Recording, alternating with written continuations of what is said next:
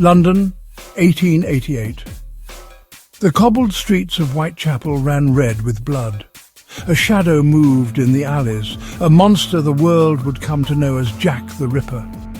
But behind the legend were real women, their lives cut short in ways too brutal to imagine. Tonight, we remember their stories. August 31st, 1888, 3:15 a.m. A cart driver's lantern illuminated something unnatural in Bucks Row.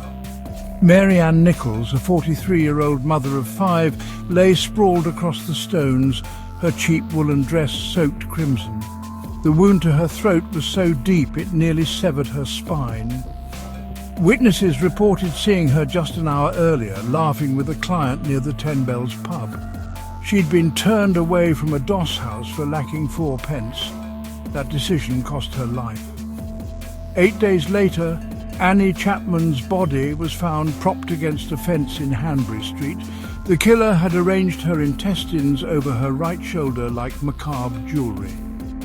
Most chilling, the surgical precision of the cuts, a medical student, a butcher, or something far darker. September 30th, 1888, the night the Ripper made history.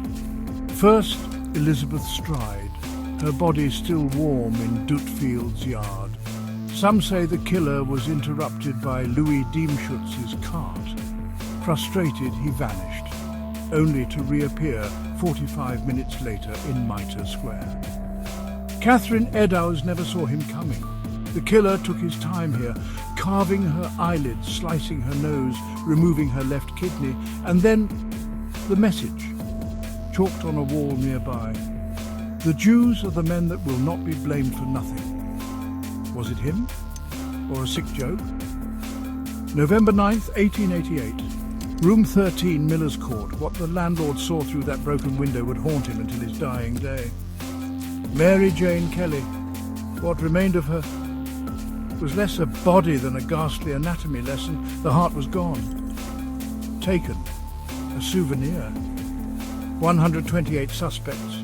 0 convictions. The files were sealed for 100 years, but the truth remains buried deeper than the victims in their pauper graves. Why did the killing stop? Did he die, flee, or transform into someone respectable?